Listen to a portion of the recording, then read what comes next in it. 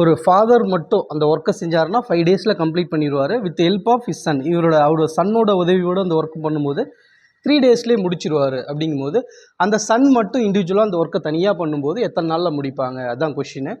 So இவங்க ஒர்க்கும் இவங்க 2 பேரும் சேர்ந்து செஞ்சால் ஒர்க்கு கொடுத்துட்டாங்க, இவர் மட்டும் தனியாக எத்தனை நாளில் செய்வாங்க, இதுதான் கொஷின். ஸோ இது ரெண்டுக்கு எல்சிஎம் எடுத்துன்னு பார்த்தீங்கன்னா 15 வரும். ஸோ இது வந்து பார்த்திங்கன்னா 3 டைம்ஸ், ஃபாதர் வந்து 3 டைம்ஸ், இவர் வந்து பார்த்திங்கன்னா 5 டைம்ஸ் வரும். ஸோ வந்து இது வந்து இந்த நம்ம எப்பயுமே சொல்லியிருக்கோம், இந்த டோட்டல் வேல்யூ வந்து பார்த்திங்க எல்சிஎம் வர வேல்யூ வந்து டோட்டல் பீஸ் ஆஃப் ஒர்க்னு எடுத்துக்கணும். மொத்த ஆப்பிள்கள் வந்து 15 ஆப்பிள், இங்கே வரது வந்து இவங்களோட பர் டே இண்டிவிஜுவலாக இவங்க ஒரு நாளைக்கு எவ்வளோ ஒர்க் செய்ய முடியும். Total piece of work 15.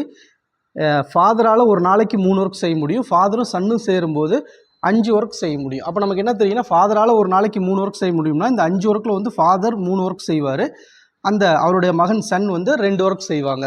So அப்போ சன்னோட கெப்பாசிட்டி ஒரு நாளைக்கு 2 ஒர்க் செய்ய முடியும்.